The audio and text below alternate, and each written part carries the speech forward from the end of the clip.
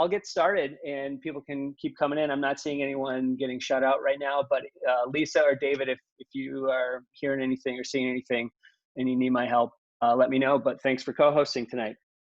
My name is Jeff Kamen. Welcome to Books and Bars. Tonight we are talking about the 7.5 Deaths of Evelyn Hardcastle by Stuart Turton. This book was originally released under the title The Seven Deaths of Evelyn Hardcastle, but there was a book that was released by one of our very recent authors, the author of The Seven Husbands of Evelyn Hugo. You might remember her from, what was the book we read? It was Daisy Jones and the Six. So she loves books with numbers in them. So she had that title, and they made Stuart Turton change the name of his book. I actually think the half part of it, personally, is more interesting and makes you wonder about it more and speaks to what's going on here. So I don't think it's necessarily a bad thing that he had to change the title. We tried to get Stuart to video chat with us tonight. He has a newish born and lives in a very small flat in London, and the timing did not work out for keeping kids or his wife up. If we maybe could have scheduled something in like the afternoon, and then I would have been inconveniencing a lot of you or doing two separate things. But he declined at this time, even though his American publisher had initially offered it, and that's why I thought I could make it happen. But sorry about that. We'll try to get some people another time. So I want to love mysteries. I think I should love mysteries. I feel like I just haven't read the right ones yet, and I don't know that this one is the one that I'm gonna say is the one for me. But I would love to hear from any of you, along with talking about tonight's book. If this isn't the one, what's the mystery that we should read? And that's one of my icebreaker questions. I just feel like I know people who are really into them, it's just what they do. And I remember I've said this before. Bill Clinton used to talk about how he wanted to keep his mind sharp, and the older he got, he would read mysteries as just like almost like a brain teaser, like a puzzler, like just something else to keep things sharp. And I think they're fun. I think they're great. I love a good adaptation of it. And Turton himself, heavily influenced by Agatha Christie. When he was in his 20s, he wanted to write an Agatha Christie novel. He grew up reading them. He had a relative who would visit him, and every time this relative came by, just give him another one, and he would like devour it right away and then want to talk about it and try to solve it ahead. And so when he first decided he wanted to write, he just wanted to write basically an Agatha Christie novel. He tried, and it was terrible. And he said he basically gave up writing for years and then didn't go back to it, because he wasn't bringing anything new to it. He wasn't doing anything original or creative. He felt he was just mimicking his favorite. So later in life, in his late 30s, mid to late 30s, he came up with the twist, the concept here. And this concept alone is what basically sold this book. And it's a very easy elevator pitch, and I heard it and knew I was interested in reading it. We might find, I don't know if it lives up to that for me, but I still do love just the barest bones concept of it. This idea of, this Groundhog Day meets, Agatha Christie, or Quantum Leap mixed with, a drawing room murder case. But once he got to that, though, then it still took him a long time to get it right. And he knew he had a good idea. In fact, it was one of those ideas that he said he was sure it wasn't his. And he instantly started Googling to make sure, because he was like, this has to exist already. I can't be the one that thought of this. I'm sure someone else has already written this. And he told his wife, I need to write this as soon as I can before someone else does, because it's the idea is out there now. I'm sure someone else will write this better and faster than me. Then while he was writing it, a movie came out called Live, Die, Repeat, also known as Edge of Tomorrow, a Tom Cruise, Emily Blunt movie.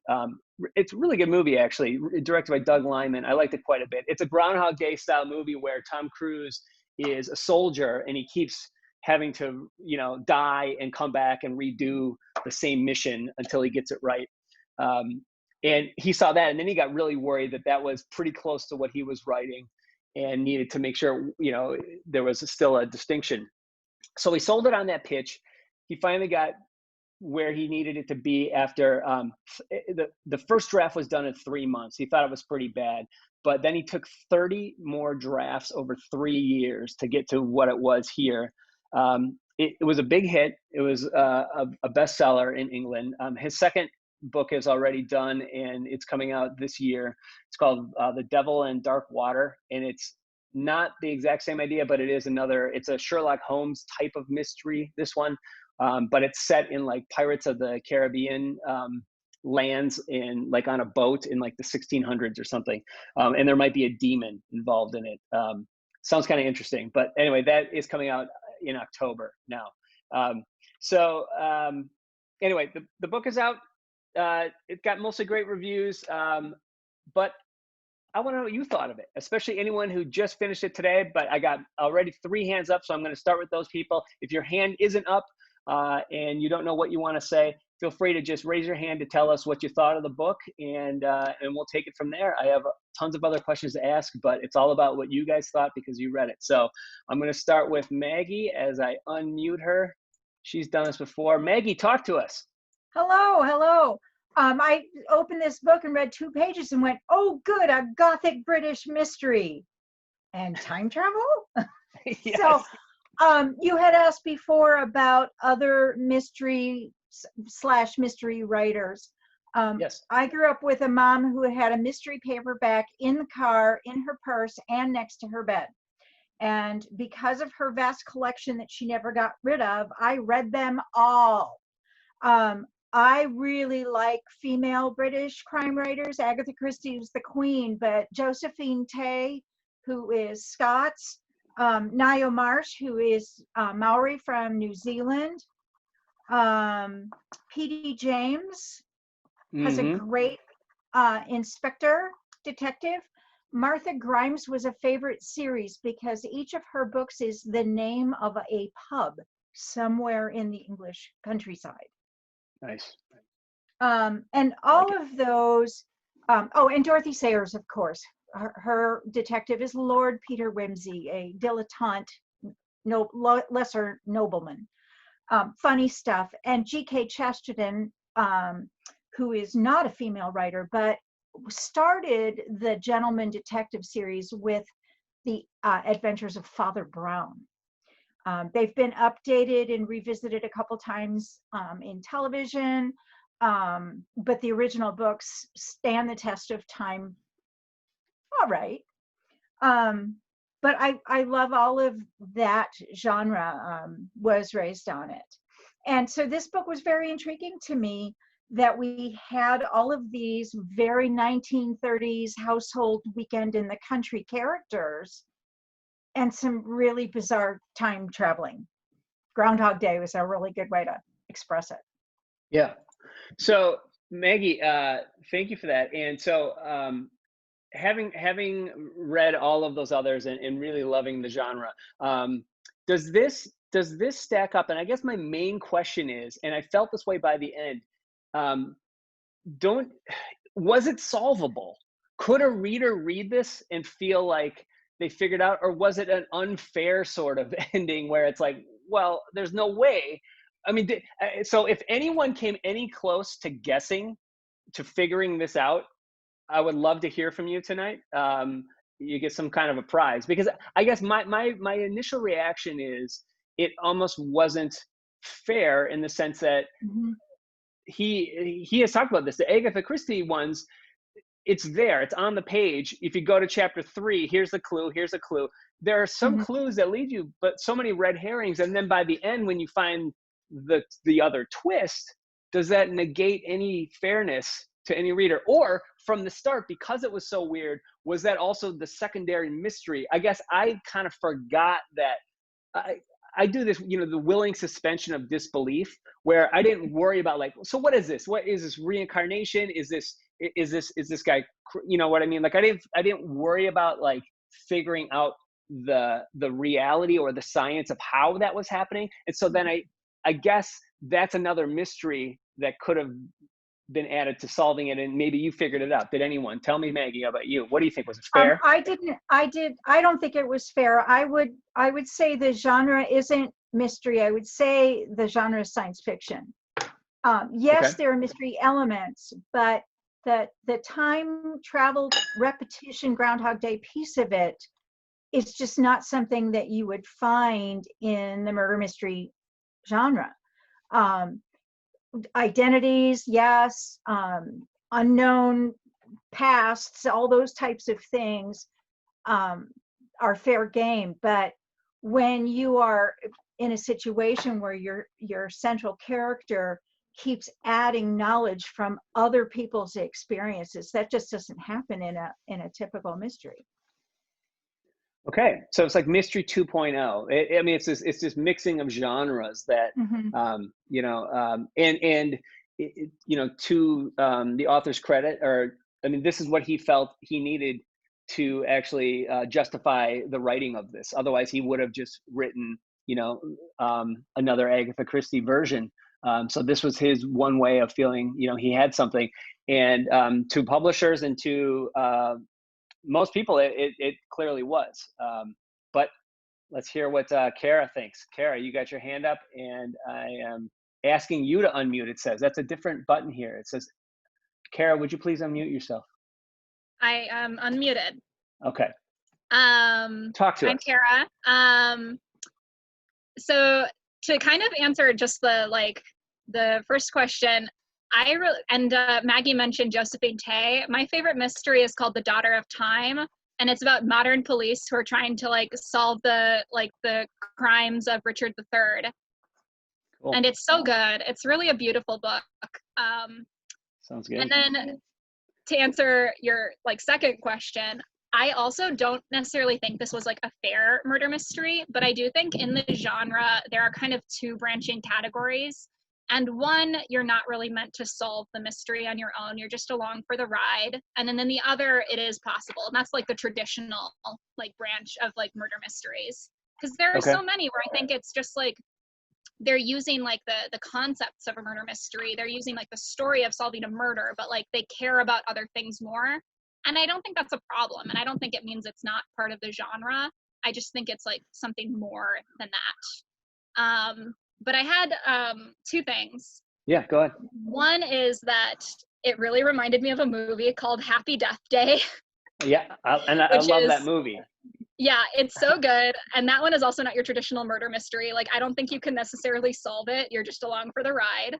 But it's so fun. And it's about a sorority. For those of you who don't know, it's about a sorority girl who keeps getting murdered, but she relives it. And she thinks that the way to break the Groundhog's Day spell is to find out who her murderer is.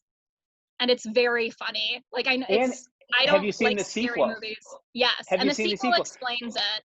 Right, because the first one was a little more horror, and it seemed like it was supposed to be a horror movie, but then you realize, oh, this is more. It's not just horror, it's actually something else. It's and then sci-fi. By the second one, you're like, this is not horror anymore. Now we're on to a sci-fi kind of Back to the Future-esque kind of wild romp, real genius of what it reminded me of, that comedy. I really enjoy that. I want to see a third one. I love it. And I will say, I don't like horror or slasher things. But I would recommend it to anyone. I think it's very funny and very clever, and it's not scary really. But the other thing I wanted to mention has nothing to do with the mystery solving element of it. I'm gonna keep on stereotyping myself, but I want to talk about gender, Jeff. I thought it was really interesting that our main character was a completely blank slate. They had no sense of who they were. They had no memories. They didn't know anything about themselves except that they were male, and then they were always in male bodies. And did they know they were male because they were in male bodies? Did the author just not think, why didn't they have that person go into female bodies? Why wasn't it more of just a genderless being? I think it's a fair and good question. And in one of the interviews I read, he was asked that, and it almost seems like he admitted it was more than he could handle. He didn't Mm, in this first he just couldn't write. He didn't feel he also wanted to address putting a man in a woman's body and then uh, dealing with all of that, that it was like one bit too much, and he was already at a page count, and that was like not the thrust of this. So to simplify it, to streamline it, that's he put yeah, that was it would have been, it's interesting, yeah, it yeah. sure could have And my been another personal way to do opinion it. is you don't need to go into like gender theory or anything. Like he could have just had the person not know what gender they were and use like the like they them pronoun, and maybe as memories started coming back he remembers. But I don't know, I just felt like that was interesting, and like I partially know why they didn't do it, right? It's like a male writer, he's comfortable writing men, Yep. like, you know, I know why he did it, but I just thought that it would have been like relatively easy to include. And yeah, I don't know, it would have been interesting, it would have added like another element to it that I don't know, maybe would have made me like a little bit more compelled by the character. Thanks, I agree, it would have been, I think, another interesting element. And I think, yeah, he just admitted it. He couldn't, or he wasn't ready to attempt that, and maybe in another book or something. But I think it was. It seemed like, I mean, this was his first book, and it was quite a process for him to get here. Like I said, he started this in his 20s, gave up on it for over a decade, and then came back to it, and then 30 drafts of it to get to this point. But yeah. Thanks. And I thought, Kara, that you were going to, maybe it wasn't you, but someone was going to tell me another thing to think about is we have read 3 books, 2 of them during quarantine COVID time, that have some really similar themes here. This idea of like repeating lives or living in someone else's body or with different memories and that sort of thing. And I think if you compare, if anyone wants to, feel free to, say how this one ranks in comparison to First 15 Lives of Harry August, or recursion, which we talked about last time. So another thing to think about, but I know I've got a lot out there, and I see Sue's hand is up. So Sue, I'm asking to unmute. It used to just say unmute, and for some people it says ask to unmute. So Oh, I got it. okay. I'm here. Hi, Sue. Hello. I'm in my other chair, so I'm very low, but it hides Okay. my jowls, so I think that's okay. That's okay. We can see your eyes. You're very Yes. expressive eyes. Yes. I would say I tend to like more of the crime mysteries. So Sue Grafton, the Alphabet series, John Sanford, Prey series. I've read a bunch of Elizabeth George, Lee Child. So those.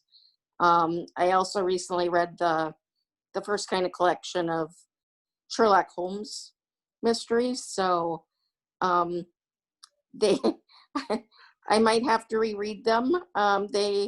Most of them just went right over my head. So I had no clue who did what until the end and the wrap up. But this one, someone compared it to a movie. This also, I thought just the atmosphere of the book reminded me of Knives Out. And I don't know if anybody saw that one. I don't know if it was just the estate and the many characters, but that's kind of the whole time I was reading it, I was thinking of that movie. Love that movie. Thoroughly enjoyed that. If you haven't seen it and you do have Amazon Prime, it's going to be free on Prime starting this weekend, I believe. But it's available on anything else to rent or buy now. Yeah, a lot of fun, that one. I enjoyed it more than I thought I was going to. So. And the book or the movie? The movie. Okay. The book was just so-so. The book, this book is only so-so? Okay. Yeah, and Fair I enough. think it was just, we've read so many similar ones that I think if I would have read it in isolation, I might have liked it better, but I was just kind of tired of it. So. Yep. And one thing we haven't, you're right, we have read now a few like I said, the ones I mentioned, but we haven't read many mysteries with Books and Bars, and that's kind of why I'm also looking for other suggestions.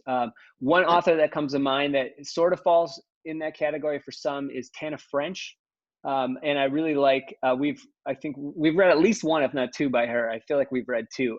I've read more than a few by her, and I've liked of that series of kind of crime, but slightly mystery kind of stuff that she does. I don't know if it really exactly falls in the category, but every once in a while, so again, I have people in my life that they devour them all, like the Sue Grafton ones, like you said. And I try to get one for my mom, and it's like, have you read P yet? I don't know. A P is for a pickaxe or whatever. And she's like, yeah, I read that one already. It's like, is there a letter you haven't read yet? Because so I always, anytime I go to a little free library, there's usually a mystery in there, and I just grab it for my mom, and then if she hasn't read it, and then if they're like, she reads like all the mysteries. She's probably like Angela Lansbury, Murder, She Wrote type. She's probably solving crimes down in Prior Lake right now. I just don't even know it, but it's like Encyclopedia Brown kind of crimes, like the missing bait or something like that, or the pontoon boat that went awry. But I love getting from real mystery readers, to hear like what are the good ones. But I want to be able to figure it out, because I like a game, I like a puzzle, and again, that's maybe one of the things I'm struggling with on this one. I know I feel like there's people that they can read them and they can always figure them out, and that's another thing that Stuart Turton did talk about, though. He did say the initial drafts were they fit the pattern so easily that he figured people would be able to figure it out too easily. So he had to make it a little more twisty and turny. Like he even, towards the end, there's that other twist that it's like, it feels like he added that later because he felt people were thinking, oh, it's going to be this, so predictable. And then he had to do something that they couldn't predict. But I don't know. Michelle's got her hand up. So Michelle, I don't have to ask you. I'm just going to unmute you. It says, Michelle, talk to us. Hi. So you'll have to forgive me because I literally finished this book an hour ago and I'm still processing it. That's who we want to talk for. Yeah. I'm still like, yeah, I have the freshest take. I'm still trying to wrap my brain around it. But first, so let's talk about the mystery, murder mystery or mystery books in general. So I'm more of like a psychological thriller, suspense. So my biggest go-to in middle school was Mary Higgins Clark. Loved all of her books. And then someone mentioned in the chat, Peter Swanson, that we read A Kind Worth Killing for Books and Bars. And then I've read his other books that have come out before she knew him. And I'm currently reading 8 Perfect Murders. Which I think, Jeff, 8 Perfect Murders might be. I literally just started the book.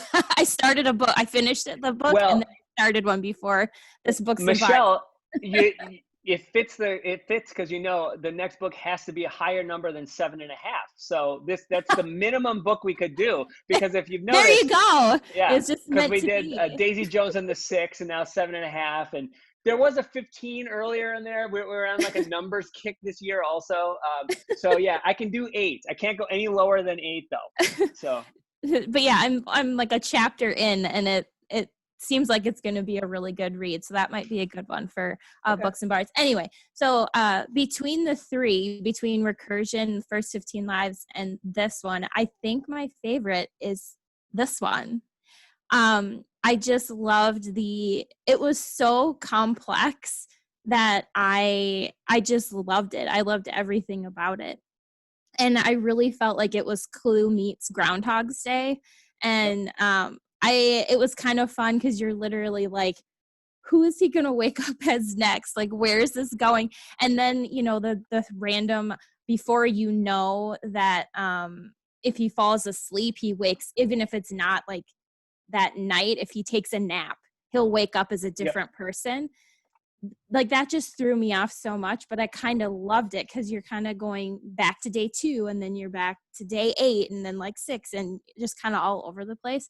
But I really loved that because it really, I don't know. And then the end, he really tied it nicely together. And like I said, I'm still kind of processing it. So if I don't make sense, I apologize. But I really, and this is one of the like better mysteries that I've read in a really long time. I had no idea what was coming. I'd be like, oh, I think it might be this person. And then something would happen. I'd be like, oh, I don't know. There's so many different like mysteries within the overall larger mystery that it was really interesting to read.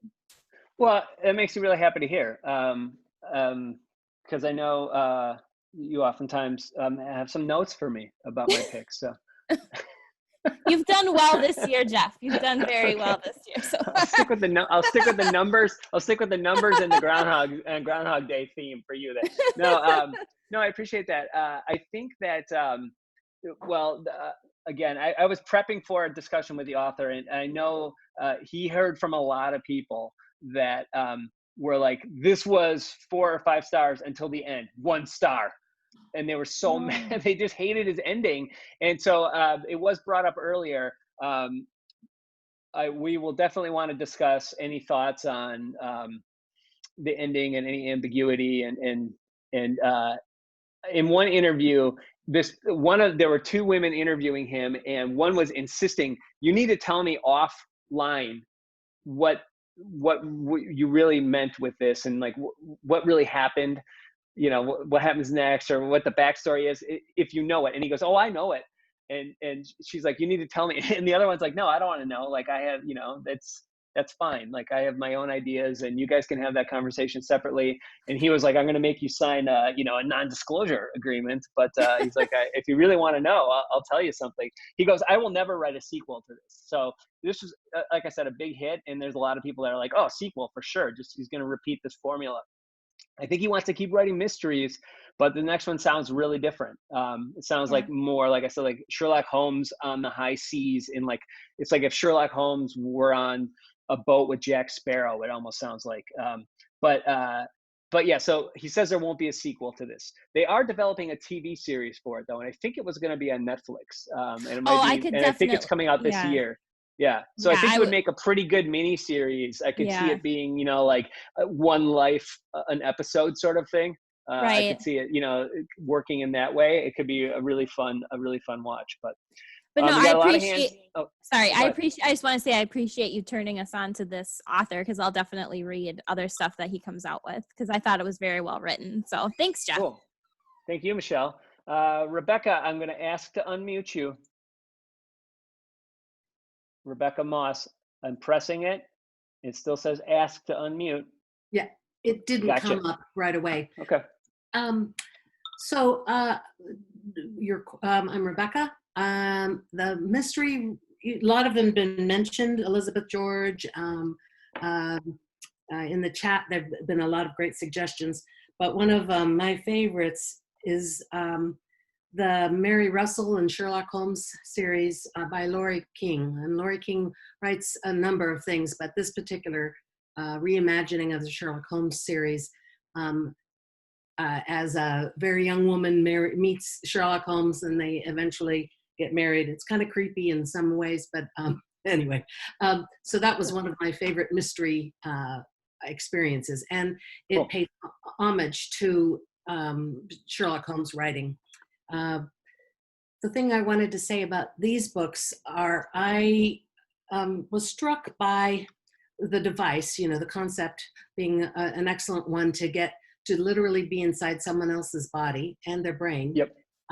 That was explored nicely. I liked that. I liked reading the author notes at the end where he was talking about what was his favorite character to write, and it was, I forgot his name, but the fat guy.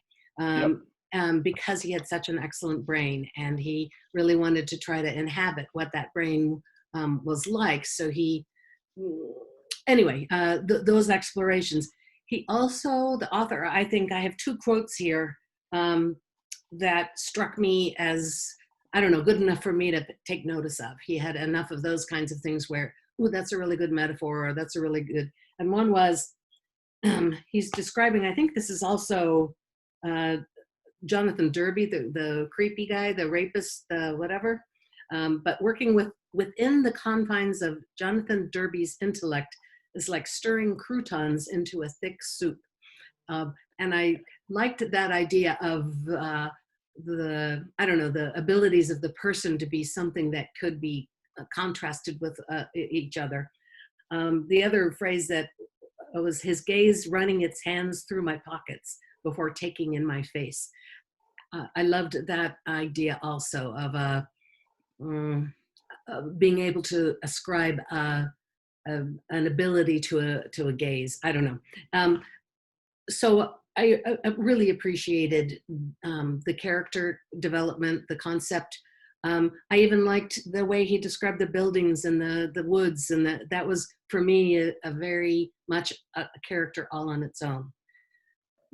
The plot for me was a mess. I just had a lot of trouble caring, and that was just mostly because it felt inconsistent and not fair, I guess, within the confines of the structure, but time travel often does that to me, and we've had 3 experiences this year. So what would I say was my favorite? I think it's probably the 15 First Lives of Harry August. And that mostly because I thought that concept did the most with what would you do with additional time to do things over again. I thought that there was a lot of exploration in that. Here it was, but it was condensed. Anyway, those are my thoughts. Thanks.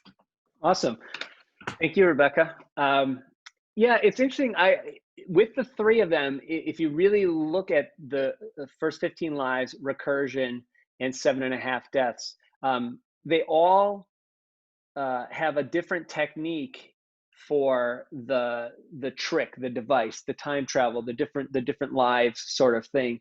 And I was trying to think like which one felt the most realistic, or the one that maybe needed the less sort of buy-in. Now we don't know what this one is until the end, whereas in the other 2 we get the process and we kind of learn how they do it. And then at this one it's like, nope, this is just like, I'm still a little hazy, and I'd love to hear from anybody else. What I think I might have missed exactly, do we know where or when we are exactly at the end of 7.5 deaths? And do we understand exactly the technology? I just kind of was like, okay, I guess. And normally I'm like super, like I want the nuts and bolts and the nitty gritty of that. And I think by the end I was like, what? Okay. I thought this was, the 1920s. When is it, and why? And then why are we doing this in the 20s? And I don't know. So if anyone else we'll have to dive into that ending some more. But I got a hand here. I got Charmaine Wild. I'm unmuting you. Talk to us, Charmaine. Hi. Well, thanks for letting me join you today. Of course.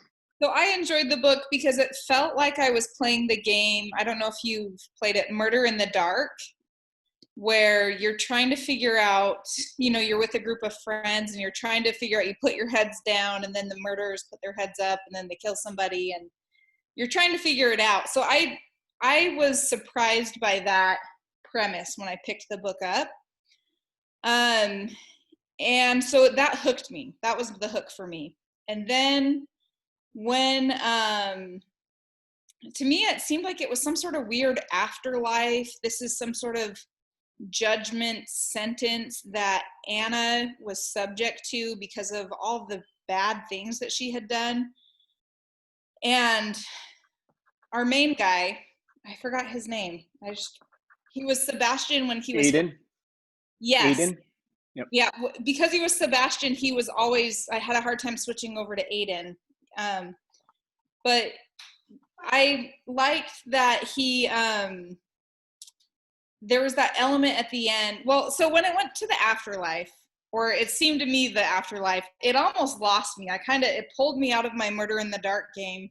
And I just kind of shook my head for a minute and said, do I really want to read this? Like all of a sudden we're getting into judgment and good and bad. But I really thought it had a nice, beautiful arc there at the end about forgiveness, and that if you're kind to somebody for 30 years, you can slowly change them from being a horrible person or help them change to be a good person and kind of go off into the sunset. So that, it ended up working for me. There was a moment 3/4 of the way through where I thought, oh, I don't like this book. But then at the end, I really I said, oh, I accept it. I like it. So the other thing you had said, you know, did you feel like you could solve it as the reader? And I really don't think you could have, based on how he wrote the character Evelyn Hardcastle. And I'm sorry if you haven't finished it and you're in this, because I might spoil it here a little bit. I have a hard time with evil children, right? When I don't really understand why they're bad. And so at the end, when she's like, oh yeah, I realized when I left the cave, I didn't have to tell anybody and nobody would care. And I just walked away. I didn't feel like she had the character development to be that evil. Like, what? Yeah. Why? But why were you that way? Had somebody been mean to you, or you just are that rich and wealthy and feeling so immune from consequence that you just, as a 10-year-old, can say, well, he's dead. Oh, and now I'm going to go stab my brother. So that's why I don't think it's solvable. The one hint that I saw, I mean, obviously when that stable boy died, that was okay. Somebody had to have access to or a relationship to the stable boy or the stable people way back when. And then Sebastian, once we realized that there was poison involved, they had to be on positive terms with Sebastian as well. But I don't think it was solvable. But I enjoyed it. Most all of it except for one part, and I put it on Goodreads as, I think I gave it 5 stars. So Well, that's the most you can give it. yeah. Okay. I never would have guessed you would have ended that with 5. The way, Well, I mean, I was thinking you're going to say 3 or 4, but you know, Stuart Turton would be so much happier because other people were like, I loved it until the end, 1 star. yeah. That's what someone else did to him. So that's what he was like. He was like, how about at least a star for the 100 pages you liked, and then a star. He was like bargaining with it. It was like he was talking to the person. Yeah. I really didn't expect that element of forgiveness and change, and that he was proving, you know, Anna really is a different person than who she was. And yeah, she murdered my sister, but I'm forgiving and I want her to have a second chance. And I'm going to work really hard. I was really surprised by that. And it was nice. I didn't expect it from the murder or the mystery genre. Well, that's great. And you bring up some really interesting points. I see that the chat is lit up now about trying to determine, you know, is this a futuristic prison where, you know, they were, you know, trying to reform somebody? Is this purgatory and it might be hell, or it might be a heaven afterwards? Purgatory simulations. There's some interesting theories in there. If anyone wants to check on the chat, we have a lot of blue hands though. So I'm going to go to Rachel Geyser now. Rachel, you're unmuted. Talk to us. Yeah, oh, well, I'll start with mystery. I grew up loving Sherlock Holmes with a passion. I was in elementary school and junior high and just reading him like crazy. Sir Arthur Conan Doyle and I have the same birthday, obviously not the same year, but same date, a month and day. So I found that would be a fun connection. I loved Sherlock Holmes at that point. And, you know, I kind of fell off the genre. I mean, I'm really embarrassed about this, but I went through trashy, like R.L. Stine for a little bit there in junior high. I read a bunch, read a little bit of Christopher Pike, and then kind of stopped, and then never really got back into mysteries. But then, oh my God, I went through a huge Agatha Christie just like power kick for like 6 months and just read book after book after book after book.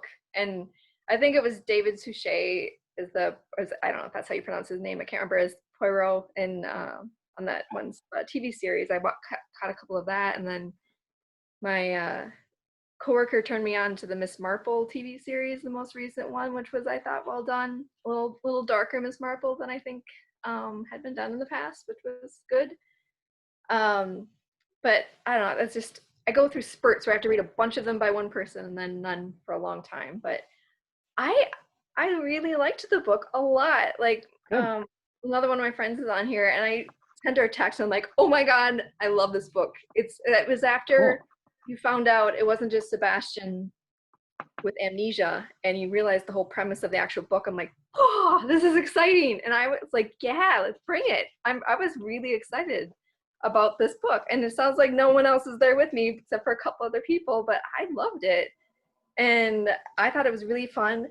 I was way into solving it, and I kept telling my husband, I'm like, I feel like I'm just on the edge of doing it. I feel like I just missed something, that there was something I read too fast, or I didn't pick it up because I read too fast and I'm not observant sometimes. But, and I didn't solve it all the way. So, I mean, maybe the fact that she killed her brother, I didn't quite solve, but I totally didn't trust Evelyn and knew that, okay, I think it's just like, it seemed like the right trope that supposed to be saving her, she's actually the bad person. And then she was inconsistent all the time across the people. It wasn't just how she reacted to whoever he was. I just thought, and they kept telling this other girl, I'm like, I think they totally switched places. And I didn't know at what point they switched places. I kept wondering to see if she looked different in the suicide scene or whatever. So there's parts I didn't solve, but I mean, I figured out, it seemed clear that she was not good and that she wasn't as innocent as they were portraying her. And I don't know, I was totally into it. I didn't trust Anna as well, but of course I didn't figure out that she was this huge criminal mastermind in her previous life or whatever. And I don't know, I dug it a lot, and I really liked this book. And the ending was fine with me. I have no qualms about the ending. I didn't think it ruined it. I thought it was creative. I mean, to a point. I don't know. It's kind of like if Quantum Leap in a Black Mirror episode. Have you seen that White Bear episode where sentenced and to have everybody just take pictures of her on the phone as she's in danger because she stood by while her boyfriend killed that guy? That, it was like Quantum Leap plus that. And I thought that was like a good kind of combination. I thought it was a fun premise. It was great. I really love this book, and I'm going to recommend it to everybody. And I'm sorry everybody didn't like it, but I loved it. So you don't know that everyone didn't like it. No, thank you. I'm glad you liked it so much, and I'm glad you were this close to solving it. So many great points to talk about. When you talk about sort of maybe lesser or what might be considered not the best mysteries. Hey, I grew up reading Encyclopedia Brown. Okay, so that's like my level of Bugs Meany was like the guy that he was the thorn in my side. I was gonna solve those Encyclopedia Browns, and I still would read them with my kids. The Westing Game. Do you remember this one? I even threw this out there on a list of wouldn't it be funny to reread the Westing Game and talk about it, because I grew up loving that kind of stuff. So, and then I just kind of didn't continue reading as many mysteries, and so I did like some stuff growing up. A couple other things I want to talk about. If you're not on Gallery View, there's something really I've just decided it's like Rear Window, Alfred Hitchcock, if you have Gallery View on. It's really fun because it's like you're just peering into all these little windows, and we can't leave our apartments or houses anyway so much, so it's like this is like a perfect Rear Window kind of setup to be on Gallery View. And make sure you scroll through to get to screen 2 if you can't fit everyone in on yours, because there's a birthday girl on screen too. Happy birthday, Majel, everybody. Happy birthday, Majel Baker. But yeah. Well, can I add real quick? Someone mentioned Nancy Drew in the chat, which I read those. And my mom had a bunch of old Donna Parker books too that I really got into. I thought was really fun when I was younger. So it's like, I don't know, Hardy Boys, but like feminist slant. It was kind of fun. I don't know. So it was good. So just today, I got the first Hardy Boys in hardcover. I found it in a little free library on my dog walk. And in another one, there was a Nancy Drew one, but I didn't take down because it was like number 60. I got to read 59 of them before I read that one. So I decided I'll just go with the first Hardy Boys one. And they're like holding flashlights. It's a great cover. You've seen it before. It's iconic. I wanted to go back to something it was talked about before about evil children and how maybe Evelyn wasn't set up enough to why was she evil? Traditionally, these are why kids are evil. They are Satan's son. They are mean to animals, or they're Macaulay Culkin. These are what we know. These are just what we know of evil children growing up. So maybe if they had a scene where Evelyn was, hurting a small animal or something, that would have helped set that up better. But I guess rich and bored can lead to a kid being evil too. So maybe that's what happened to Macaulay Culkin. And when I say Macaulay Culkin, I mean parts that he played. I mean roles. I'm sure he's a lovely human now.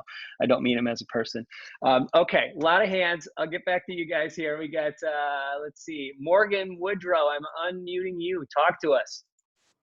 Yeah, I just wanted to comment on the mystery aspect of it that you mentioned right at the beginning of this chat, that I just really loved this book. I think Good.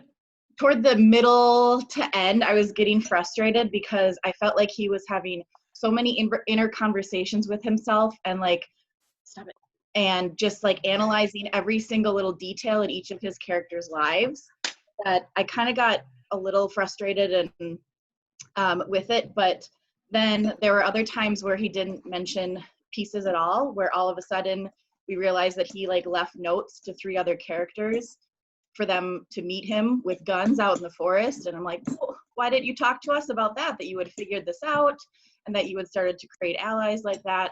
So it was just a little, that part frustrated me, where I was like kind of getting wrapped up in the tediousness of it at times, and then he was still withholding things at other times.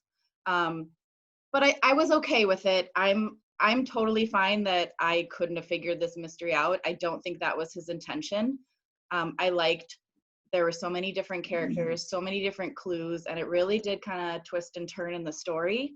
So I was definitely captivated the entire time, but I kind of figured out that I wasn't gonna know. As soon as he did reveal that he had left those clues to other people to meet him, I was like, he's not telling us everything.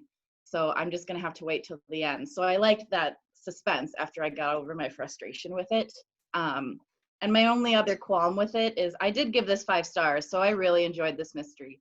I don't really have any mysteries to suggest because I haven't come across a really good one that I haven't been able to solve or that's kind of really kept me captivated like this. But I would say Evelyn Hardcastle is kind of my disappointment. I wish we had learned more about, you know, why she was that way. How much did she know?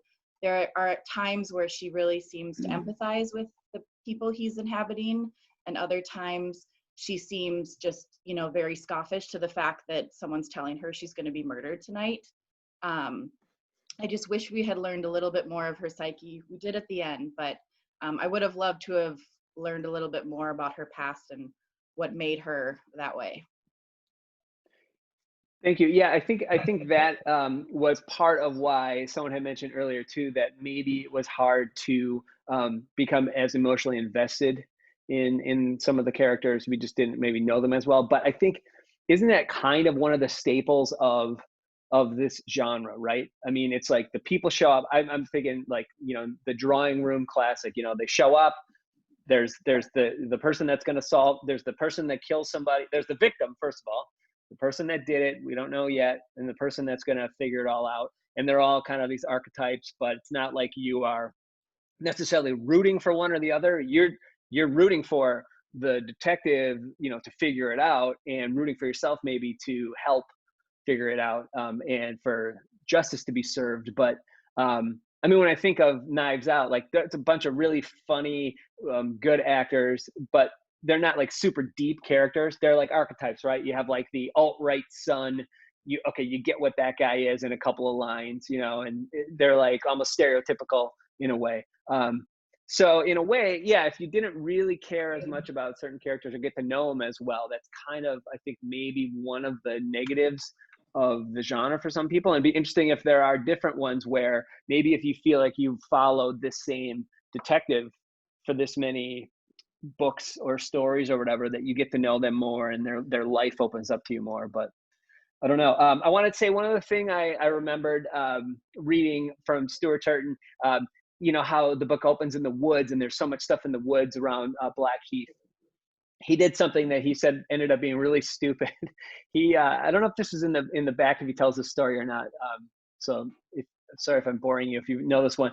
He wanted to write about the woods, so he pulls his car over, leaves his phone in his car, and then it's like, I'm just gonna walk for like a while into the middle of the woods and just try to find my way back with no help. And I should be able to do this. It shouldn't be that hard, but it's like, I want to be inspired and stuff like that. Well, sure enough, he gets completely lost. He like gets all turned around and he ends up in like some field or some farm and he can't find his car like for hours and hours. He thought he would just be able to like go in a straight line, turn around and go back. And somehow that didn't happen and he got completely lost. And he said it was one of the dumbest things ever. And he handicapped himself by like putting his phone in his glove compartment. I mean, I love the woods. I love being scared in the woods, but I don't go anywhere without my phone now. All right, Eileen, I'm unmuting you. Talk to us, Eileen. Eileen Stanley, are you with us? Yeah, but I'm still muted. I hear you. There you go. Okay. It says, okay. So very, very early on, I think it was Kara was talking about the female character role thing. And I actually took a little bit of different take on this in that Aiden's the protagonist, I guess, but she's the antagonist, Evelyn is, and she grows and changes too. And we see, actually goes backwards, and we see what happened before, but we see immediately that she is a caring person and wants to be, engaged with him. And yet along the way, everybody's trying to dissuade him from it, from being in that relationship with her or have that sense of caring for her. And so I thought that was all really interesting. As for mysteries, again, Nancy Drew, I was waiting for my turn so I could say Nancy Drew because that's where I came from. I just finished a P.D. James, first one I ever read, really well written for a mystery. That surprised me, just the language and the sophistication of how it's told rather than, the simple language you would think from a mystery. The other thing, I actually, all of the stuff that happened all the way up to the end was a journey, and it was kind of just an adventure. I was going along for the ride. Once it was revealed what really was going on and why it was going on, the prison sentence, and then the fact that he volunteered to join the prison or whatever however they described it, situation, it was a whole nother layer and a whole nother book for me. It had social ramifications for me, our environment, what's going on with social consciousness and punishment and, restorative justice and all of that. I mean, I was just like, holy cow, timing wise, pretty amazing. I did like the idea of the forgiveness at the end. In comparison to the other two time travel or time altering novel books we've read, I just think they were all very, very different. They all affected me differently. I can't pick one or the other as the best. The order we read them in, I think, had something to do with how we react to them as well. I thought the recursion book, because of all of the science that was in it, was really deep for me because I have a science background. But the first one, 15 Lives of Harry August, that seemed to me much more psychological, like how am I going to foil this other person? The entire book is this one-on-one, mano-a-mano competition to see who will win in the end. And even though there was a lot of that in recursion, it was a pair, there were other people, there were other ways to get to the end. So I don't know. And then this one was just, like I said, a romp for me. Most of I think those people who couldn't pick the time frame of the book, I think that was intentional. I had first thought it was the early 21st century. And then at the end, obviously, it has to be now or in the future because of the psychological, embedding. But who cares? It just is what it was, or was what it is. All right. Thanks, Eileen. You know who my Nancy Drew is? Veronica Mars. Oh. All right. We got a call on Evelyn herself, even though it's pronounced and spelled slightly differently. I'm unmuting our Evelyn. Talk to us. Hi guys. I loved that the main character was sort of my name. Not really. In terms of like mystery books that I've read recently that I liked, I really think J.K. Rowling's Robert Galbraith series is pretty good. I really liked it. It's solvable, but I think it's hard. And well written, I think. So that's something recently that I've read.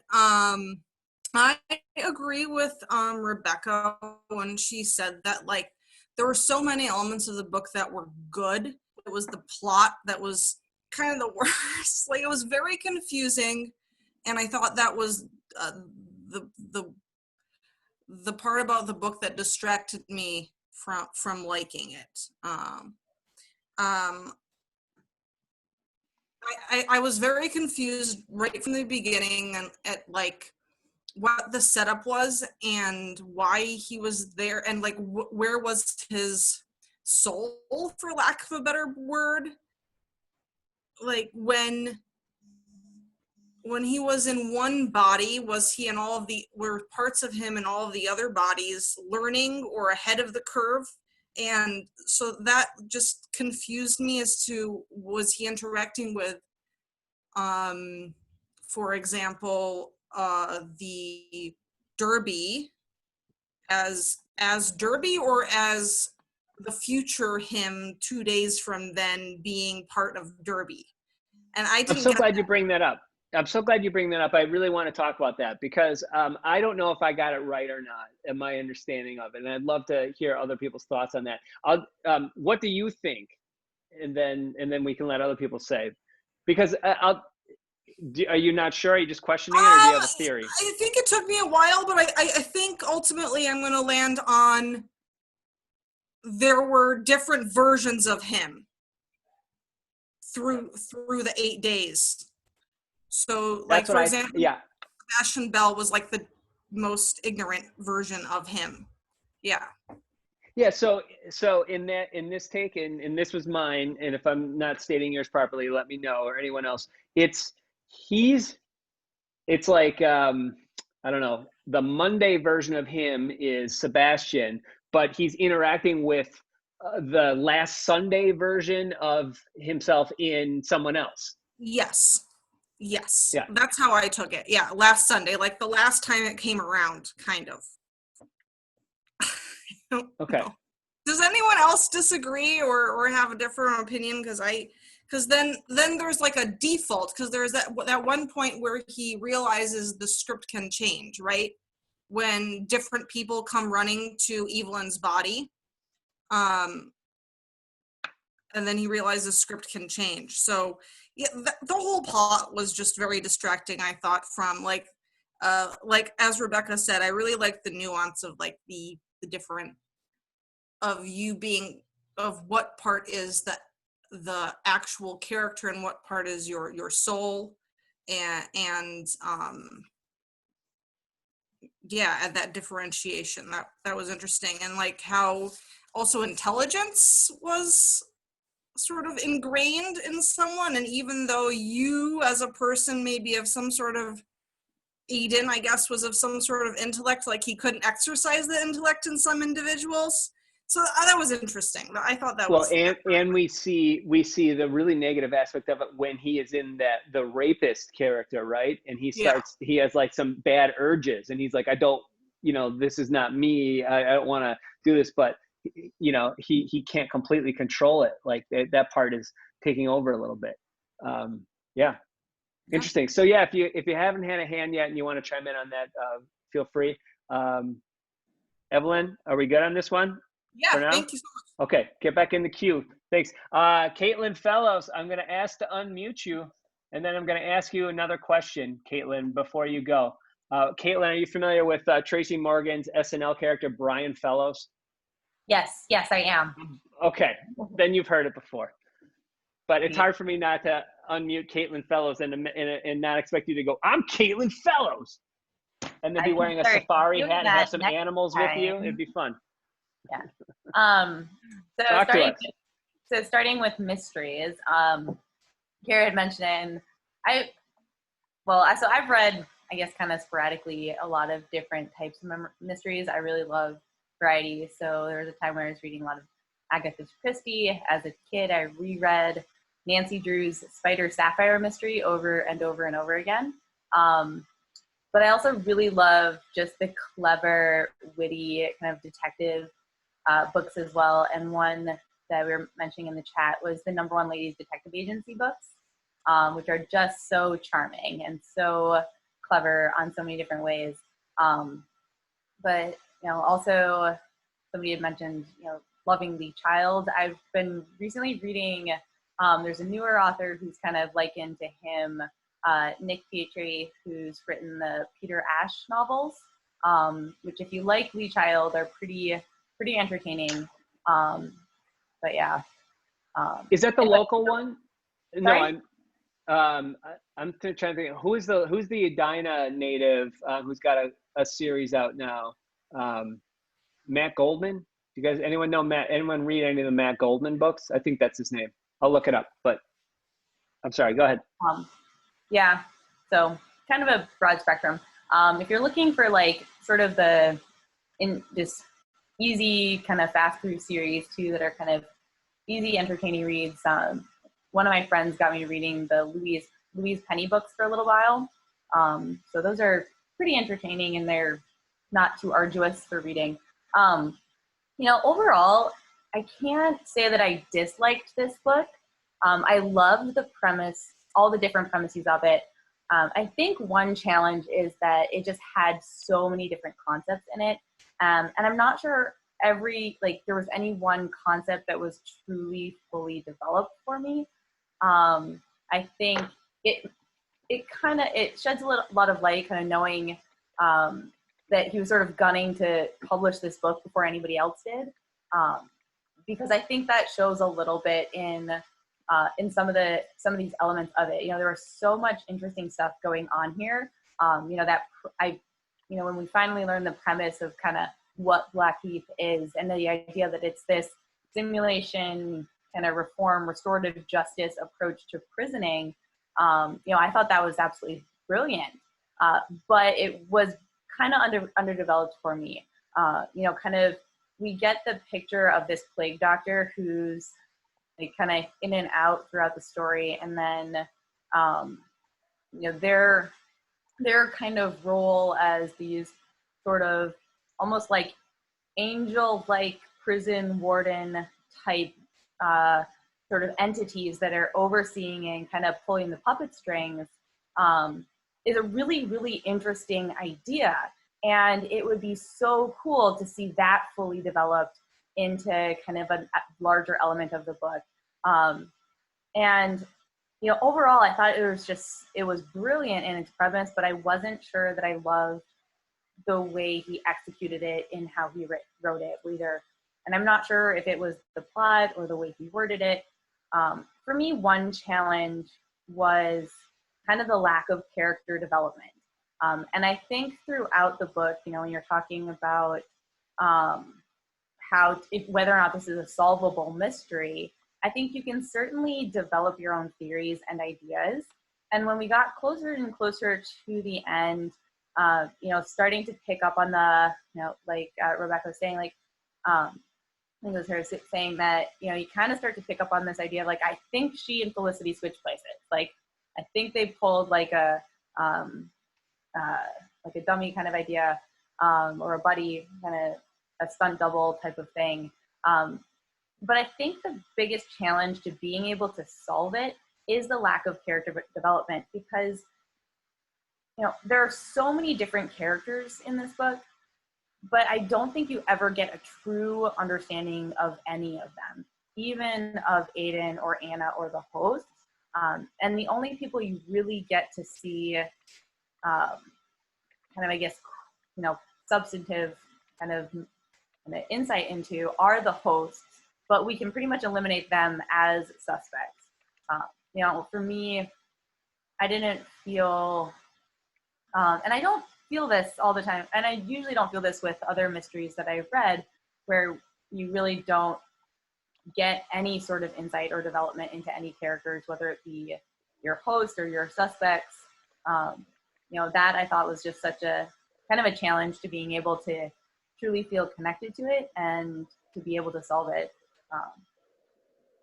But yeah, I mean, overall, I love the premise of it. One other thing that I felt for me kind of prevented me from, I guess, truly loving it was the fact that I felt like so much of the book was explicitly explained. And I really love to just have my eyes open and kind of be dragged into the story. And I felt either through Anna or through the plague doctor, and especially at the end, I felt like it was just kind of, like it was just kind of plainly explained to Aiden, and that's how we figured out what was going on, rather than kind of being enlightened through the situation or through the plot of kind of the storytelling itself. Like I said, I didn't dislike it. I was highly entertained, and I loved the premises that were in it. I just felt some of them were a little underdeveloped. Thank you. No, that was really really good, in depth. I feel like everyone, even if they're really mixed on it, has had a lot of really good reasons and perspective on it tonight. This is actually a really exciting conversation. I was kind of worried going into it that is there enough to talk about if it's just a sort of a standard mystery, other than did you figure it out, who did it, this one obviously has this other whole element to it, but thank you everyone. This has been really awesome, and there's so many great hands still to come. So I am now asking Donna, if I may unmute her. Donna Adams, speak to us, please. Thank you. Just quickly then, I wanted to get back. I know a couple people have mentioned the complexity of the characters. I think Rebecca talked about how there were just so many, and you didn't really care enough about any of them, and it got to the point too where I thought, oh, let's just figure this out already. And Jeff, you mentioned that he wrote this 30 times, and I think in the notes afterwards he said that he had all this elaborate charts and post-its and whatnot about to keep it straight. And I finally had to just give up and give whoever body he was in at the time credit for somehow knowing that if he went here at this place, this other guy would be in a room with somebody else because that hadn't happened yet, and then go this other place. And I totally just gave up trying to keep any of that straight. And then the compass would turn up and I think, oh, now is this important, or do I need to remember where it was before? And some of those little clues.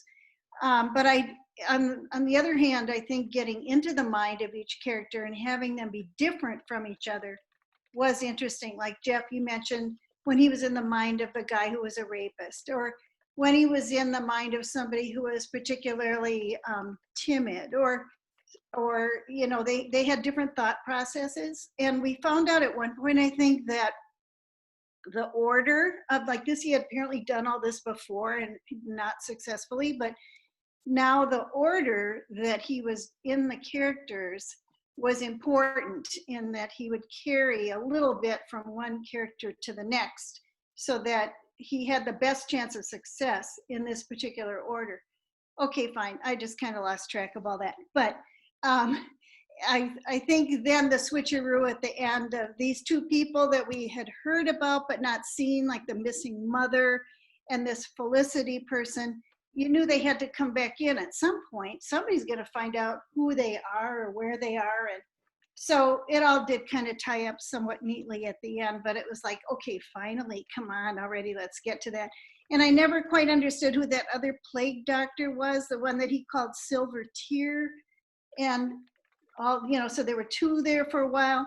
And then I also couldn't figure out how Anna, whenever she'd come in and see him, he would be in a different body, and it was her one day, because she only did one day, and the footman did one day. But our guy, Aiden, did 8 days. But somehow she always would catch on really fast that it was him. I mean, it was like, no, don't kill me. I'm, Aiden. Well, there were some scenes where he didn't have to even say anything. It was like she just walked in and knew right away that it wasn't really any of these other 7 people. And I thought, oh, that's a little bit of a stretch. But anyway, given all that, I did think some of the language was interesting. And Rebecca mentioned a couple of the passages that she liked. And I thought there was just one where I finally started to just note a few of them.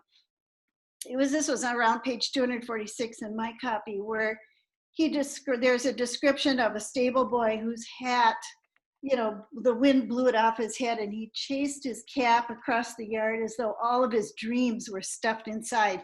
And you just picture this tumbling hat and his whole future, because it was, such definite roles that people had in society and in this book. There was at one point they were in the stable master's cottage, and it was too small for 3 men and their secrets. And I thought, well, that's kind of a cool little phrase.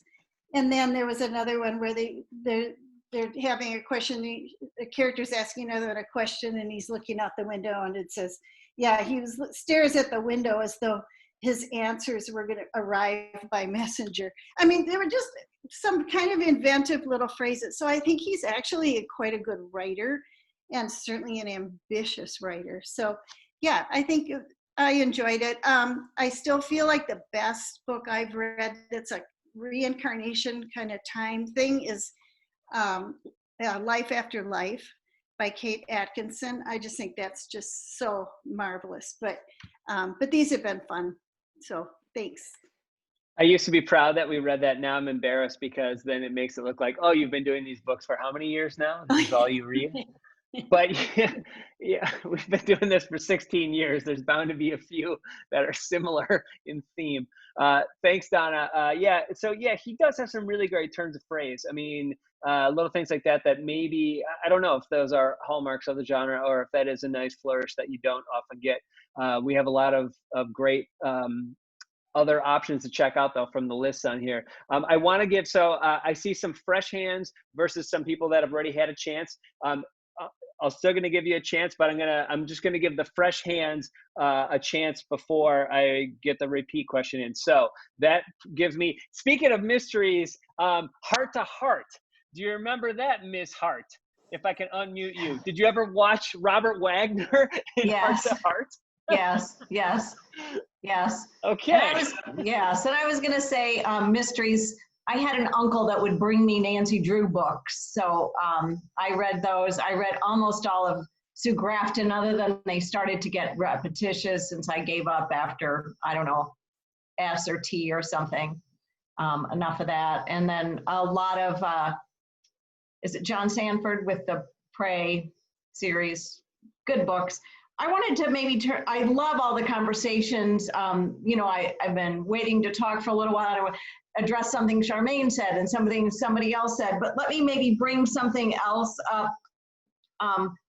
About halfway through the book, there's a part where Aidan is talking to the plague doctor, and he says, "Are you saying I have to become somebody else to escape?" And the answer is, I'm saying every man is a cage of his own making. The Aidan Bishop who first entered Blackheath, and he sighs, the things he wanted and his way of getting them were unyielding. And it brings me to someone commented about demonstrating kindness, and for 30 years, over 30 years, Annabelle changed and demonstrated that she could change. And they could maybe escape this. Somebody said purgatory, or is it a game or a simulation or a prison, because she was so awful that she had to be imprisoned, and he wanted to be kind and bully his way through. Because I also saw in the chat somebody said, he asked the warden so many times to get in because he didn't belong there. He wasn't a criminal. So just some interesting philosophical, are we trapped in our own lives? Can we be better people? Can people change? How did he change? By taking on all these other personalities. So just some interesting philosophical bits too. Awesome, thanks. I wish that we had a Remington Steele coming up next, and that would really complete my my 80s TV detective trifecta. No, but if you had anything else you wanted to comment on while you're here, you said you had so I did. Others. Go ahead. I did. I liked it and I didn't like it. I was captivated and stayed up late reading it. I was texting with Elise, who's on here too. You know, are you reading it? I'm staying up late. I can't put it down. And then sometimes toward the end, I was like, oh, too many characters. I tried to take notes and then I gave up. I did love, back to what Donna said, his turn of phrase, you know, the rifling through the pockets before he looked at my face. And there were so many of those lovely, just really lovely metaphors as he's telling you about things that kept me going too. I'm not 100% sure I liked the ending and how it got wrapped up or not wrapped up, and sort of felt a little bit like a train wreck at the end. Okay, fair enough. We got a fresh hand with Becca here. Becca, are you still with us? You're unmuted. I am, yes, thank you.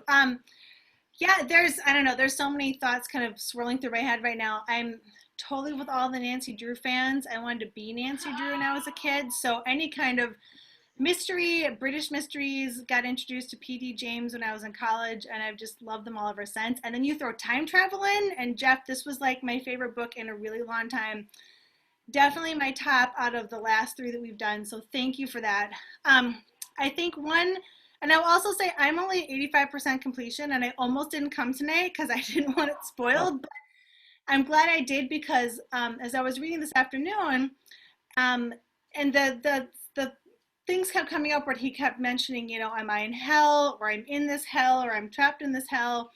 And then all of a sudden we get to the scene where the other, the plague doctor shows up, the teardrop, and they're kind of having this argument about who's in control and who's doing what. And my thought turned to The Good Place, which I've been watching with my kids lately. And all of a sudden I was like, I think this is like a Good Place type of situation. Obviously not The Good Place, because this is obviously a very bad place that you don't want to be.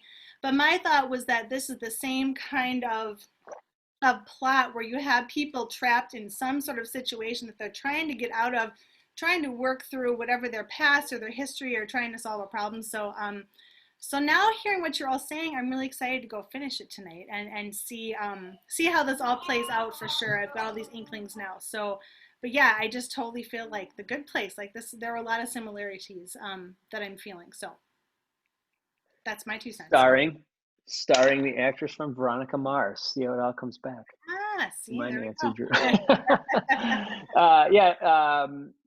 Well, I'm amazed that you're 85% done, and yeah, you are willing to. I mean, I'm glad that you're here, but I was so close. I was like, oh no, and I'm like, no, the discussion's gonna be too good. I'm gonna risk the spoilers. And the thing is with spoilers, that it's still worth it in the end, working your way through the book to see how it all comes together. So, you know, it's all. But I like that you have picked up on some of the language and the clues, though, that is being discussed in the chat, because it, you know, I think there might be some ambiguity by the ending, and then so I don't think it's going to totally ruin it. So I'd be interested in more takes on it, and I'll read all of the chat when I can. Speaking of which, any of my co-hosts, is there anything in the chat? I've been able to see a little bit of it and chime in a bit, but is there something that you think everyone should either read or discuss right now? David or Lisa, anything? Feel free to let me know. I kind of, I just, because it keeps going back and forth about like how this is set up with the plague doctors and how they're playing out, like they have control over the final decision. And so like if it's the jail or it's the purgatory, or like there's this back and forth about, you know, how that's playing itself out. And then how, a lot of people are just chiming in about those things and analyzing that. It's pretty interesting. Okay. Cool. Thanks for that. You know what? You heard her mention before, but the birthday girl raised her hand, so I'm gonna unmute Majel, and everyone should just give her a happy birthday. Happy birthday, Majel. How are thanks, you? Jeff. Thank you, everybody. That's so kind. Hi, I'm Majel. Sounds like Maple. I really got to say, I'm so fascinated by all of you who have so much more mystery experience than I do, because I just don't think I have a lot of mystery book experience. And a lot of this, I really, really love this book, like strong 5 out of 5 Goodreads, because I wonder if it's because I didn't have a lot of mystery book experience. I read I read it like for its writing and for like his sharp observations about these characters. I really respectfully disagree with Rachel about just feeling like there was not character development, and I felt like there was like a lot of it. Each of the characters, and maybe this is a piece because I had the audiobook, but you know, the narrator who was narrating the audiobook, the performer, whatever you want to say, you know, he would be the butler, and his voice would just totally change. You know, he talked like this. It was like a low class accent or something like that I can't do. And then he was Dance, the character of Dance, so haughty, and like his observations were just so sharp about the characters, and they were so succinct and concise that I felt like putting on these skins of each person was so fascinating. And then I think similarly too, a lot of what Donna and Rebecca both, I'm like really with both of you about, I wonder if a reason why I didn't see it as a lot of a mystery is because I was so taken away by the writing. I'm like one of the ones that I wrote down was the wind was rattling through and creating cracks in the armor of the trees. Like just the coolest stuff. And I think, and to me, this book ended up being so much deeper. And maybe it's because at the end of I had the audiobook and the ebook, they had like prompts. They were like, what were the actual 7.5 deaths? Were they actually Evelyn's or were they somebody else's? And then that got me thinking like more deeply about the book and that it's actually just like much deeper than a mystery, to me at least. And like I think I wrote some notes here about like Blackheath, how we see it in so many different ways, just like how every character, we learn something new about them with every new eyes that looks at them. And like, so like Blackheath, like first we see it as like, it's actually, when Sebastian Bell walks in, it's characterized as being like polished and beautiful stairway. The sconces are glittering and beautiful. By the time we get to where Stanwyn is in like the nursery area and like the back end, like there's actual mold on the walls, like that, just like, I'm like, oh, fucking gross. Are you kidding me? And then you've got these paintings that are brand new and beautiful. And of course we discover why the paintings are there. And so to me, it was just like at every turn, the author was like revealing different faces or different sides of something, whether it was Blackheath or whether it was the characters. And to me, I lost the mystery. I was like, cool, reveal me a fact. Awesome, great. That person did that. Cool, great. And I just lost that mystery component, and strong 5 out of 5. Major, how about when he Yes! was like Bane with the mask. He was like, I love that. It was so cool. like this. He was like, I am wearing a plague doctor mask. You can't know the answer of Blackheath. He's like, and now I will break you. Yeah, I was thinking of Bane. Okay, so funny thing you said though about prompts in the ebook, like that made you think more. You know, in all of the paperbacks, they have those discussion questions. Those are like the book club discussion questions that are in the back of the book. I guess the difference being is where they kind of like they jumped out at you in the ebook, because they're usually in the paperbacks too. And I have those as like a starting off point, but I always feel like they're never as good of a question as whatever actually comes out of our discussion. Like I'll just look at them and I'm like, I'm not going to say that out loud because you guys will, you know what I mean? They don't feel like they're written by, and it's funny that you mention it because I listen to, part of my research that I do is I listen to podcasts, I read interviews, I try to see the author talking in person and being interviewed. And they went over the discussion questions for this and kind of like broke down, and some of them like, and they rated them like, that's a good one, that's like a high school essay question. Like they were like almost, because it's not, you know, the author usually has nothing to do with it, you know, it's like the marketing team, you know, that like puts it together and stuff. But I love it. I love that you know, between the audio and the ebook that you know, it helped spark something for you and it jumped out. And I know I love going back and forth between the two too. And almost all of my reads now, I try to get a little bit of both. And that's, otherwise I would never be saying Evelyn. Evelyn is how, you know. Yeah, Evelyn, like, Coleridge. You know, yeah, it's so great to get the pronunciations and the accent. So thank you for spending part of your birthday with us. I hope that you have other fun stuff planned. My favorite place to be. Awesome. With wine. Thanks so much.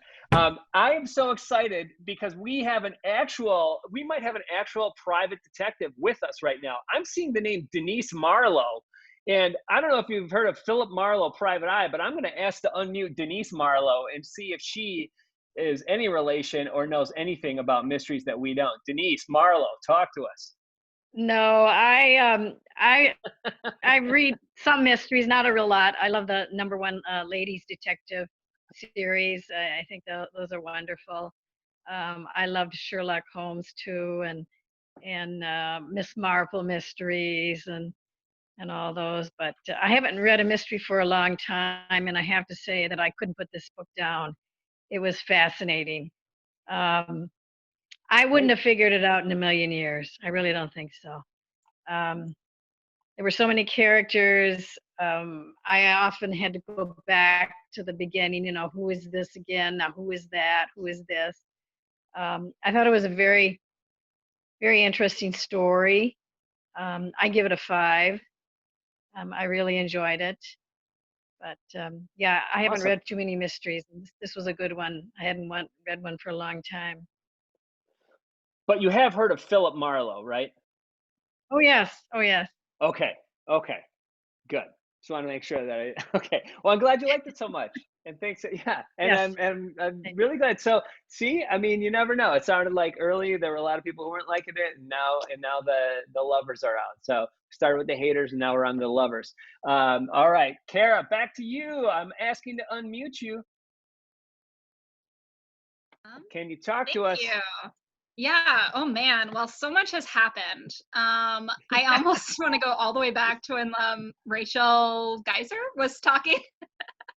Do it.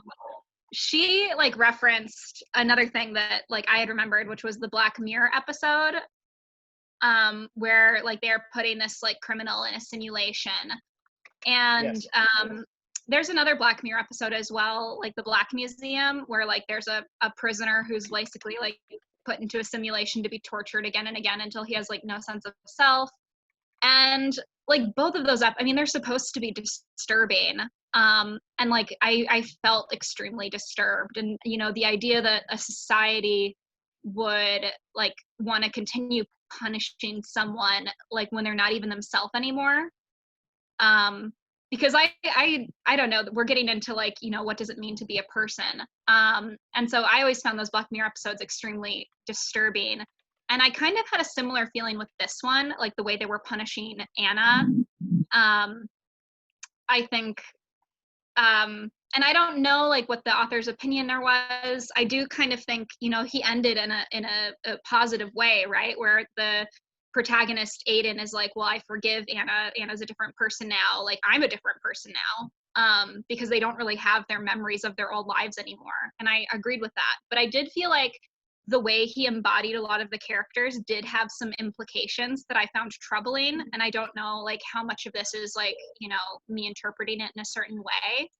But we've touched on them a bit. So like when he's in one body, he's like, much smarter.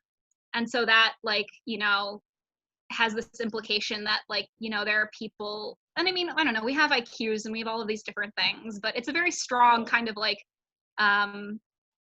thing where it's like, people are just born smarter than other people. When he's in the body of the rapist, like he's not a rapist, but all of a sudden he's like feeling these like predatory impulses and violent impulses, and even having Evelyn be like a sociopath or whatever.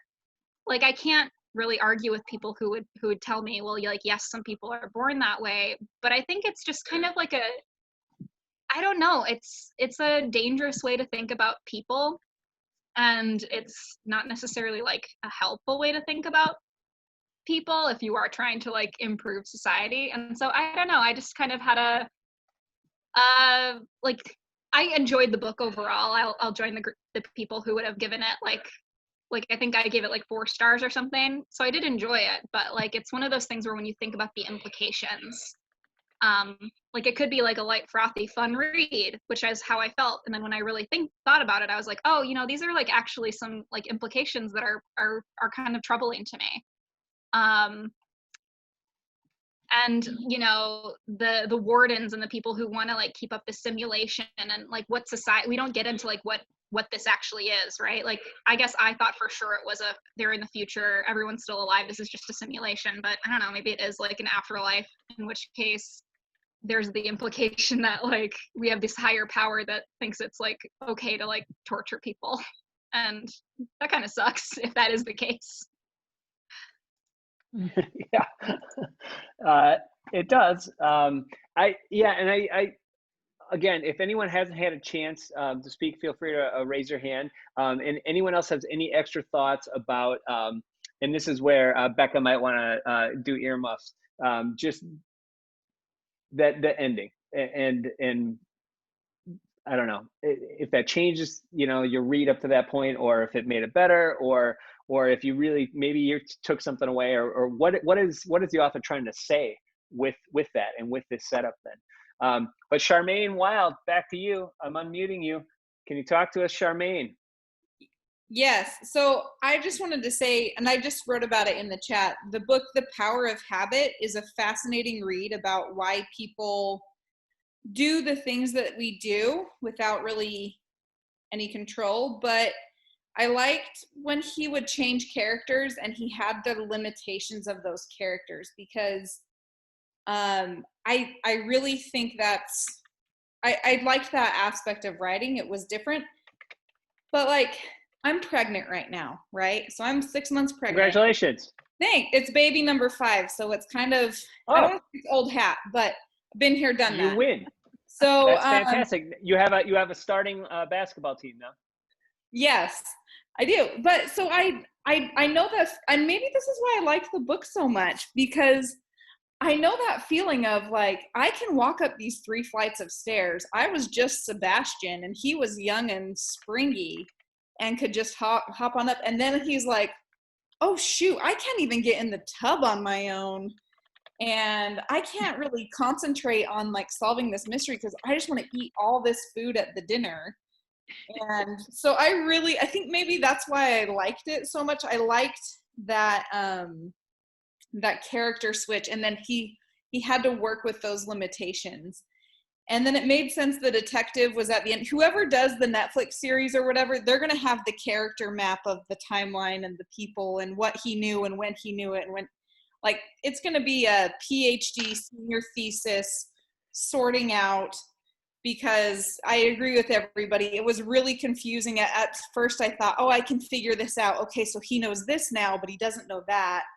And then I just said, forget it, let's keep going. I'll figure this out. And then something I thought about as people were talking, so Anna's ability to always recognize him, I think that's part of what kept him going, to say, she really has changed. She's a good judge of character, of person, where you have Evelyn Hardcastle, who, when the big dude comes up and he's worried about her, and all he can think about, all that Aiden thinks about is, well, Evelyn's my friend and I'm going to help her, but she totally dismisses him, even though he's being super nice. And I think that I hadn't thought of that until I heard some of the other folks here discussing, Anna versus Evelyn. Anna always seemed to know, okay, I'm going to help him. And then Evelyn seemed to be, I'd mentioned this in the chat, she seems to have affluenza, right? Where she's too rich to understand consequences of her behavior. And she can't recognize somebody that's sincerely trying to help her behind whatever her prejudgment and her preconceived notion of who they are. So those are my other thoughts to share. Well, thanks for sharing those. And when are you due? September 16th. And I did get pregnant before the pandemic. It would not have been my plan to go through a pandemic like this, but so goes life. It must be rough. How old is your oldest? 8. 2, 4, 6, 8. Who do we appreciate? You, Charmaine, you. I know. Wild. 5 kids is wild. Awesome. That's why I get to go to the book club right now. So yeah, you got to get Space Jam jerseys for them or something. They're making Space Jam 2. It's going to be great with LeBron. I can't wait. Sometimes I accidentally, if any of you are like, why did Jeff send this to me in the chat?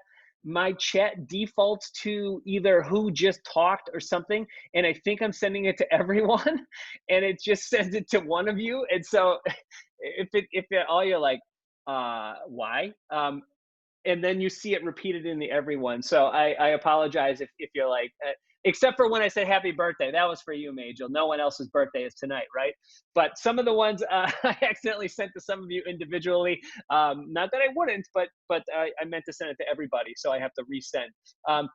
Evelyn, I had seen that you had a hand up, but you put it down. If you want to say something, you can, but I have Rebecca here. So Rebecca, may I unmute you, please? Yes, you may unmute me. I guess I wanted to build off of what was just said about Aiden and Anna as characters.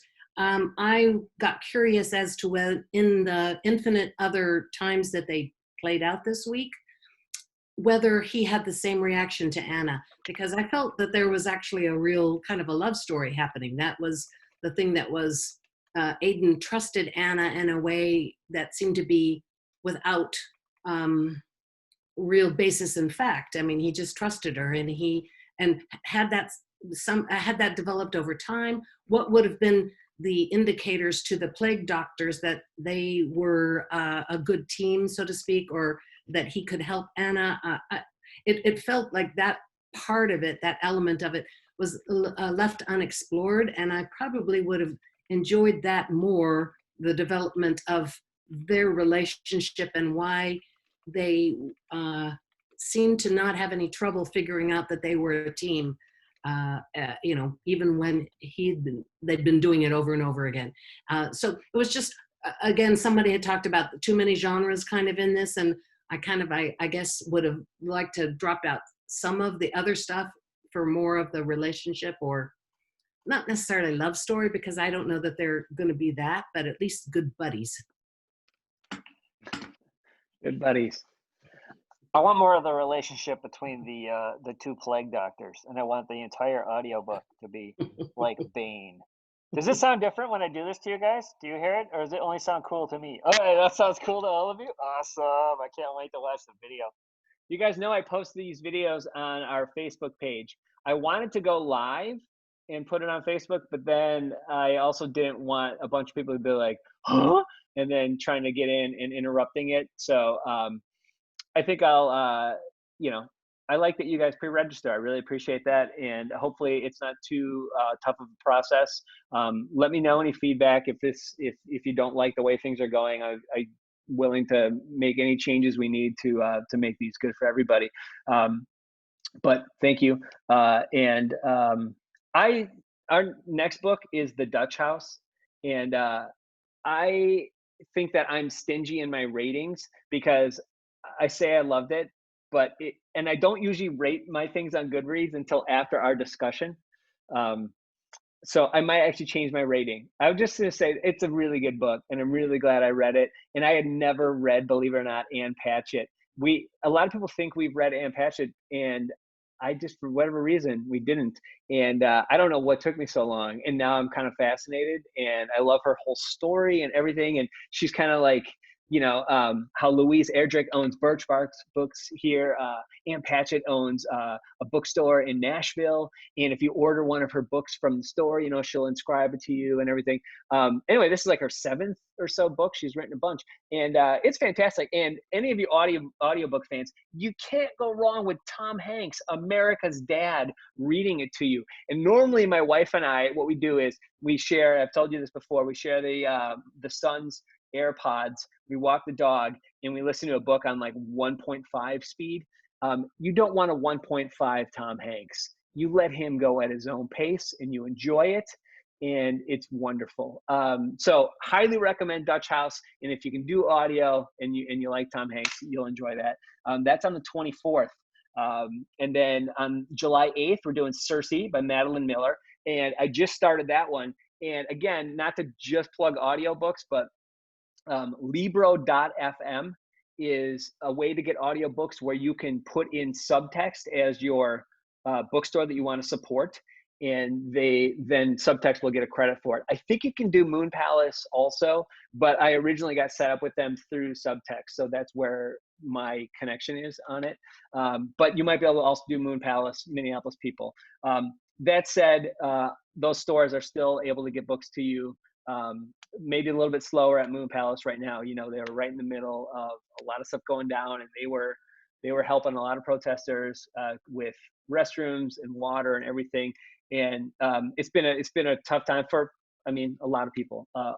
But that said, yeah, if you could support the store, it's great. Otherwise, Libro.fm is a way to get the audiobooks. And Cersei, what I meant to say was rated like best audiobook of the year that it came out. That's like the best presentation.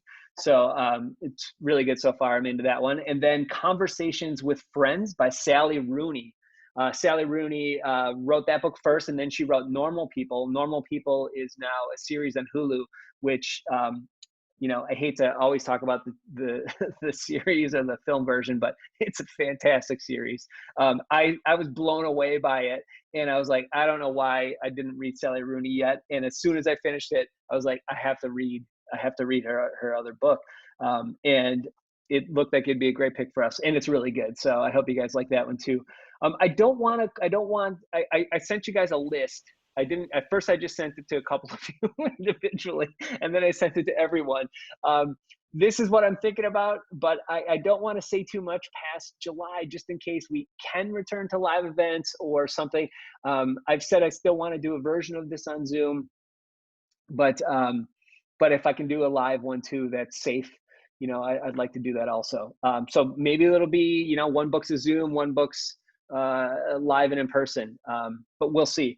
But that said, that list of books that I sent is kind of the zone in which I'm thinking. Although I will admit, I think this is one of these times where you want to call an audible and maybe do something like Me and White Supremacy and Me, you know, or you know, another book that might really spark discussion of the moment and be important for us to read. That said, she is the birthday girl. She's got the only hand up still. So I'm coming back to Majel, and I'm saying, Majel, may I unmute you? And would you like to speak to us, please? That's the reason why I put my hand up, is you put that list of books there and you said White Supremacy and Me, and I wanted to just vocally voice, yes, please, Jeff. I learned so much from this group. I get challenged by this group.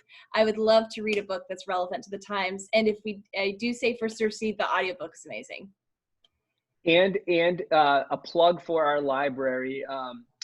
Currently, Hennepin County Library has unlimited copies on ebooks and audiobooks of White Supremacy and Me and a couple other titles. I singled that one out because that one, from what it just felt like I knew other people that were going to read it and talk about it, some former Books and Bars members, kind of a side thing, but I was like, this could be something to bring to a larger group. And now that I see that it's kind of like, you know, it could be like one of these big reads, you know, maybe many people in the cities would read it, which would be really cool.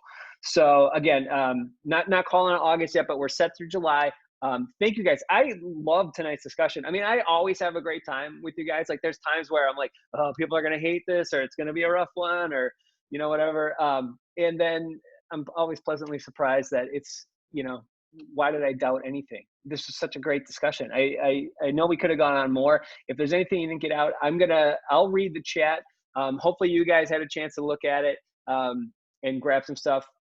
Maybe I can pull out some of the ones that are recommended and post them for us, some more mysteries for us to read. Is there anything else anyone didn't get a chance that really wants to get in? Feel free to raise your hand, or any of our co-hosts want to chime in with something. If not, thank you guys so much. I really appreciate the tips and all of you sticking with us during everything that's going on. It's maybe a small pleasure, but it's something I look forward to every time. And I love every other Wednesday for me now, 2 Wednesdays a month. It's very exciting. The whole family gets around it. We got to eat dinner earlier. Dad's got to get ready. My son was crawling on the floor, like moving a garbage can away from me. And I had no pets come in though. I love seeing all your pets. I didn't get any pet appearances tonight. Sorry about that. But you've all seen Cosmo. You'll see him again. All right, guys. Thank you. Good night. See you soon. Have a good one.